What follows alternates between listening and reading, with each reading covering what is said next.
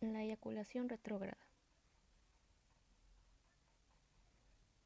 ¿Qué es? La eyaculación retrógrada ocurre cuando el semen regresa a la vejiga en lugar de ir hacia adelante y fuera del pene a través de la uretra durante una eyaculación. Su etiología. Lo que sucede es que cuando se da un orgasmo masculino, el conducto deferente va a transportar el esperma a la próstata, donde se va a mezclar con otros líquidos para producir el semen. En el transcurso de este hay un músculo en la abertura o cuello de la vejiga que se tensa para evitar que la eyaculación ingrese a la vejiga. Este músculo no se va a tensar adecuadamente y este va a ser causado por una cirugía como la cirugía del cuello de vejiga, la cirugía de disección de ganglios linfáticos retroperitoneales para el cáncer testicular o la cirugía de próstata. También por efectos secundarios de medicamentos utilizados para tratar la presión arterial alta, el agrandamiento de la próstata y la depresión. Y los daños a los nervios causados por una afección médica como diabetes, esclerosis múltiple, enfermedad de Parkinson o una lesión de la médula espinal. La epidemiología. En un estudio de 1.400 parejas se descubrió que el 0.7% de los varones padecía esta patología. Signos y síntomas.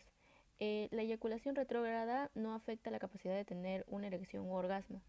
En los orgasmos se eyacula muy poco o casi nada de semen. Y la orina se vuelve turbia, pues se va a mezclar con lo que es el semen. También se refleja la incapacidad de embarazar a una mujer. Para el tratamiento y la prevención, los medicamentos que se recomiendan son los que principalmente se usan para tratar otras afecciones. Estos son la imipramina, la midodrina, la clorferamina y la efedrina. Estos no van a funcionar si la eyaculación retrógrada fue causada por una cirugía que cambió algo físico permanente en la anatomía del varón. Entre los ejemplos podemos incluir la cirugía de cuello vesical y resección transeuteral de la próstata. También si se toman medicamentos o se tiene problemas de salud que ponen en riesgo a sufrir esta eyaculación retrógrada, se recomienda preguntar al médico qué se puede hacer para reducir el riesgo. El varicocele. ¿Qué es? El varicocele es el agrandamiento de las venas dentro del escroto. También puede hacer que los testículos no se desarrollen normalmente o se encojan. La etiología. No se conoce una causa única de varicocele, por lo que se cree que es una patología multifactorial. Eh, una de las teorías refiere a la ausencia de las válvulas venosas en la vena testicular izquierda, lo que permitiría el reflujo venoso y formaría las varices. La segunda posible causa sería el llamado efecto Nutcracker, que consiste en la comprensión de la vena testicular izquierda por la arteria mesentérica superior y la aorta abdominal. Y por último, otra de las causas que se sugiere es que al aumentar el flujo sanguíneo en los testículos durante la pubertad, el drenaje venoso sea insuficiente, aumentando la presión hidrostática para formar el varicocele. Eh, Esta última teoría está más respaldada por lo que hay una alta tasa de varicocele en lo que es la etapa de la pubertad. La epidemiología. En la población general se presenta en un 10 a 15%, en pacientes con infertilidad primaria de 30 a 50%, en pacientes con infertilidad secundaria un 80%. Aquí se sugiere que el varicocele tiene efectos de deterioro de la fertilidad progresivo.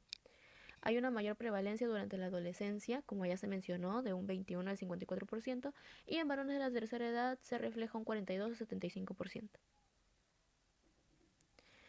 Entre los signos y síntomas podemos encontrar que el varicocele suele ser una patología asintomática, pero en algunos casos puede causar dolor testicular o molestia leve, una sensación de masa o peso en la región escrotal y una alteración en la fertilidad. En cuanto a los signos, el más frecuente es la disminución del volumen testicular.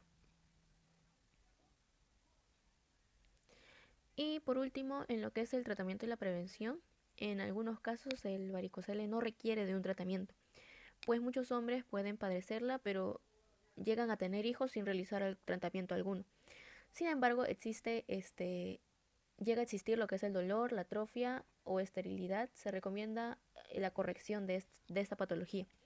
En sí, el tratamiento tiene como objetivo sellar la vena afectada para redirigir el flujo sanguíneo hacia las venas normales. Esto va a mejorar la capacidad reproductiva, la producción de andrógenos y va a reducir los dolores.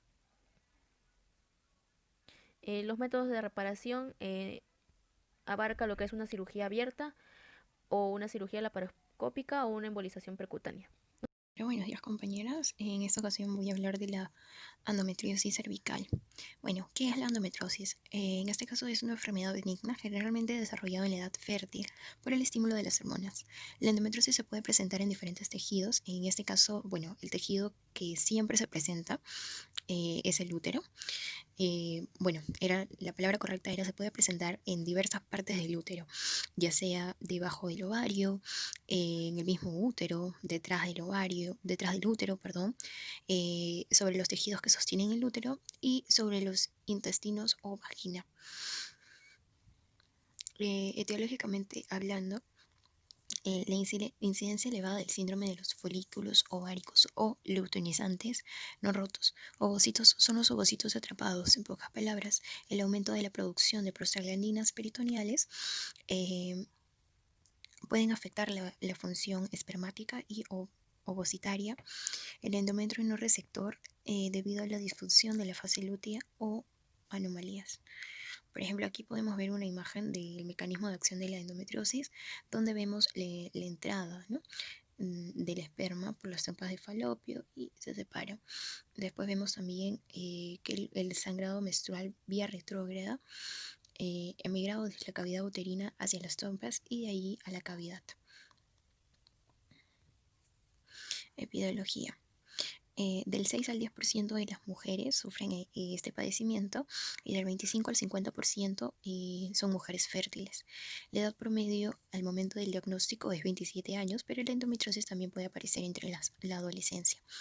Los signos y síntomas.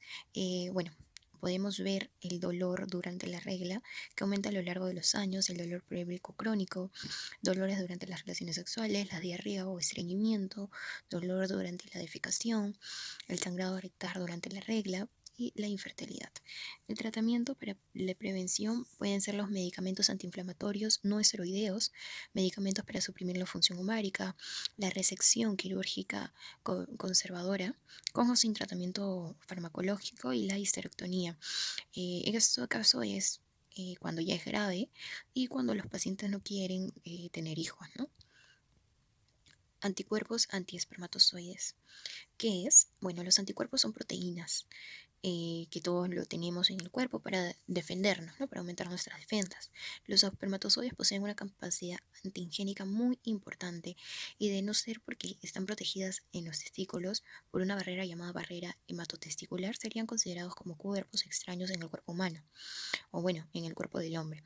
Los anticuerpos antiespermatozoides se producen cuando la barrera hematotesticular se interrumpe por una absorción o infección traumatismo. Las inmunoglobulinas o anticuerpos de la clase IG, que son los que podemos ver acá, pueden estar presentes en el suero y semen, uniéndose a los espermatozoides, inhibiendo su capacidad funcional.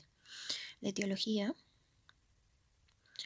en este caso, hiperprolactemia, defectos genéticos en los cromosomas Y, microdeleción del cromosoma Y, conjunto de anormales de cromosomas, el síndrome de Klinefelter, que lo vimos en la clase antepasada o pasada, el síndrome de digenesis testicular, el consumo de tabaco, también podemos ver también el consumo del alcohol en algunos casos.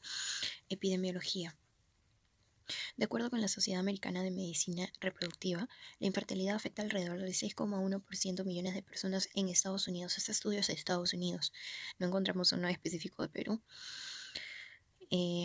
Equivalente al 10% de la población en edad reproductiva en Estados Unidos. La infertilidad femenina supone 1/3 de los casos de infertilidad. La del hombre, otro tercio, combinada con el hombre y mujer, son 15%. Y el resto de los casos son inexplicables. Los signos y síntomas. Infecciones seminales por varicocele, torsión testicular, procedimiento quirúrgico como la resección de la vasectomía, infecciones ginecológicas e inflamación del tracto genital. Los tratamientos que podemos ver aquí es la terapia inmunosupresiva con corticosteroides y el lavado seminal e inseminación artificial, que justo aquí podemos ver la imagen que se está dando la inseminación artificial. Hidatosis uterina. ¿Qué es la hidatosis uterina? La hidatosis es una enfermedad producida por un parásito llamada Echinococcus granulosus y se transmite del perro. El parásito de la hidatosis es muy pequeño, casi no se ve a simple vista, tiene varios segmentos que contienen miles de huevos infectantes y una cabrona de ganchos que le sirve para adherirse al intestino delgado del perro. Así, cuando el perro elimina su materia fecal, salen con ella miles de huevos del parásito que contaminan el agua, el pasto, la tierra, las verduras y también se pueden quedar heridos en el pelaje del perro. Etiología. En este caso, en la etiología, es posible que esta parasitosis haya incidido en la infertilidad del paciente por el compromiso ovárico, uterino y peritoneal. Sin embargo, se han reportado embarazos de término en pacientes con quistes hidáticos de ováricos. Hay una incidencia del 1 entre 20.000 embarazos. Epidemiología, la localización más frecuente, en este caso en estos quistes, se ve, hepática. Hidatosis es la hepática entre el 67 y 89% y la pulmonar del 10 al 15%. También lo podemos ver el 10% en riñones, en el cerebro, en el corazón, en los huesos, en los ovarios. Signos y síntomas. El quiste hepático puede causar dolor abdominal o tumor palpable. Puede aparecer ictericia cuando se obstruyen los conductos biliares, la rotura del quiste hacia un conducto biliar, la capacidad peritoneal o el pulmón. Pueden causar fiebre, urticaria o una reacción anafiláctica grave. El quiste pulmonar puede romperse y provocar tos, dolor, hemoptisis. Bueno, entre los tratamientos más conocidos está el albendazol, ya que el albendazol actúa en el cuerpo como un fármaco que inhibe la utilización del glucógeno en cuanto al parásito, ¿no? Ya que este parásito se alimenta del glucógeno humano internamente, entonces este medicamento ayuda a inhibir este parásito y poco a poco la energía se le va acabando, al parásito obviamente se le va acabando y este muere, ¿no? Y de esta forma ayuda a disminuir los casos de este parásito. Y también podemos ver que cuando es un caso grave y hay quistes, también se utiliza el albendazol para controlar que ya no haya otra propagación del parásito u otras cepas. Entonces utilizan eso, pero igual tiene que haber una operación para poder sacar el quiste que ya ha sido formado. Pero ya no quieren otra propagación y por eso es que utilizan el albendazol. Bueno, gracias.